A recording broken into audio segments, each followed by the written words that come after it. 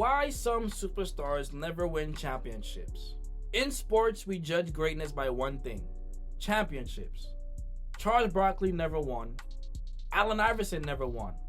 Steve Nash, Patrick Ewing, James Harden, Russell Westbrook, Carmelo Anthony, Tracy McGrady, all legends, all Hall of Fame caliber players. Yet somehow their careers are often summarized with one sentence: yeah, but they never won a ring. But here's the question almost nobody asks. Why is that? Was it because they weren't good enough? Did they choke? Or does winning a championship require far more than individual greatness? Today we're diving into the more uncomfortable truth about why some of the greatest basketball players never become champions. And by the end of this video, you might look at ring culture very differently. Now, basketball is the ultimate team sport. The NBA loves creating heroes: Michael Jordan, LeBron James, Stephen Curry, Kobe Bryant. But championships are rarely won by one player. Let's think about it, right? Jordan didn't win until Scottie Pippen became an all-NBA defender. LeBron didn't win until Miami surrounded him with elite talent. Giannis didn't win until Milwaukee built one of the league's deepest supporting casts. Nikola Jokic didn't win until Denver developed a championship-level roster around him. Even the greatest players need help. History consistently shows that one superstar alone is not enough. So when fans ask, why did Charles Barkley not win? The better question is, who was consistently better than the teams he faced? Because greatness doesn't happen in a vacuum. Sometimes a superstar isn't unlucky because of his own shortcomings. He's unlucky because of when he played. Take Charles Barkley, one of the most dominant power forwards ever, league MVP, elite rebounder, elite scorer, one of the greatest offensive players of the 1990s. Yet every road to the championship eventually led to one Michael Jordan. That's not a flaw in Barkley's game. That's history. Patrick Ewing ran into Jordan. Reggie Miller ran into Jordan. Karl Malone, John Stockton, all ran into Jordan. 4 all-time greats whose championship dreams repeatedly collided with the greatest player many believe has ever lived. Sometimes your legacy is shaped less by who you are and more by who stands in your way. And now, this is where the conversation becomes uncomfortable. Not every superstar loses because of bad luck. Some lose because they refuse or struggle to evolve. The NBA changes constantly. As athleticism declines with age, players need to rely more on shooting, more on passing, more on positioning, more on leadership, more on off-ball movement. The greatest champions reinvent themselves, right? LeBron became a post scorer. Michael Jordan developed an unstoppable mid-range game. Stephen Curry mastered movement without the ball. Tim Duncan gradually shifted from dominant scorer to defensive anchor and mentor. But not everyone makes that transition successfully. Some continue trying to play the same style that made them stars in their 20s, even when the league and their bodies have changed. And now, individual greatness versus championship basketball.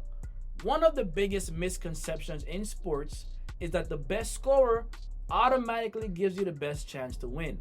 It does not.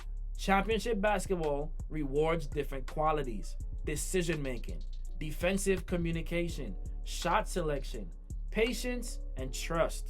Sometimes a player averaging 24 points with a balanced offense contributes more to winning than someone averaging 33 points with difficult shots every night.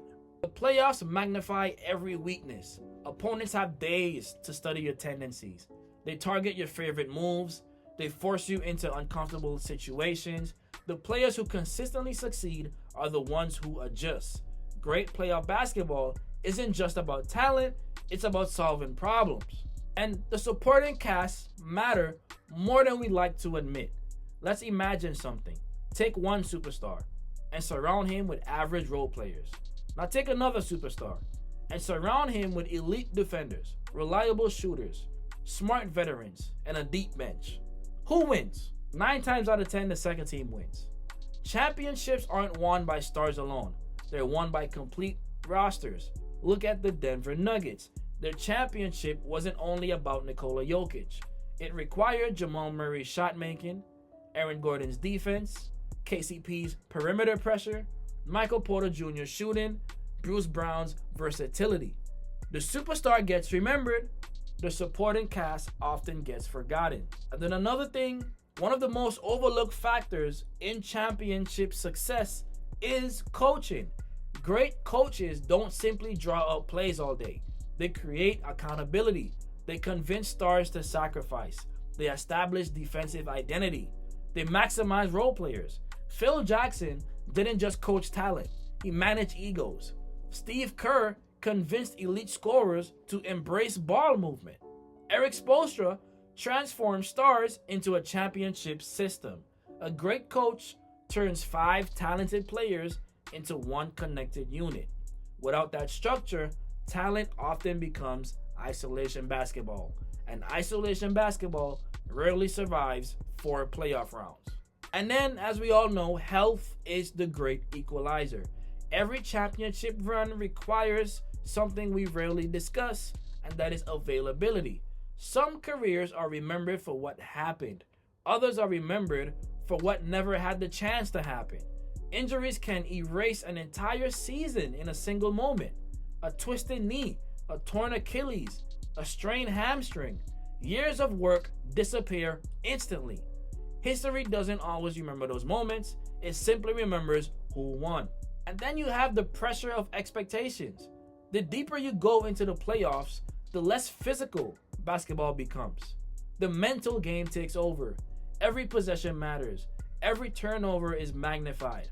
Every missed free throw is replayed for years to come. Some players thrive under that pressure. Others tighten up. That doesn't mean they're not great players.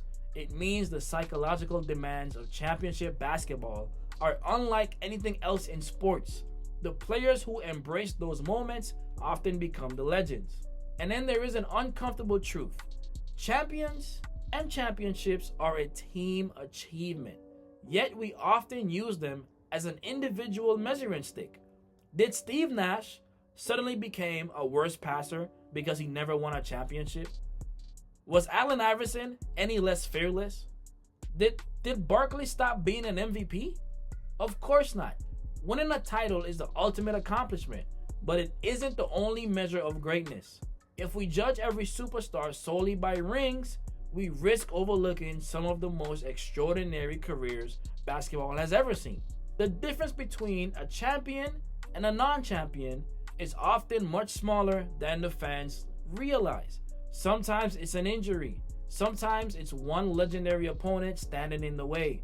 Sometimes it's a roster that never quite fit, or a coaching mismatch. Sometimes it's a player who couldn't or wouldn't adapt. And sometimes it's simply bad timing. Basketball history isn't divided into winners and losers. It's divided into players who had the right combination of talent, teammates, coaching, health, timing, and opportunity. The superstars without championships weren't failures. They were elite players who fell just short in a sport where the margin between immortality and heartbreak is razor thin.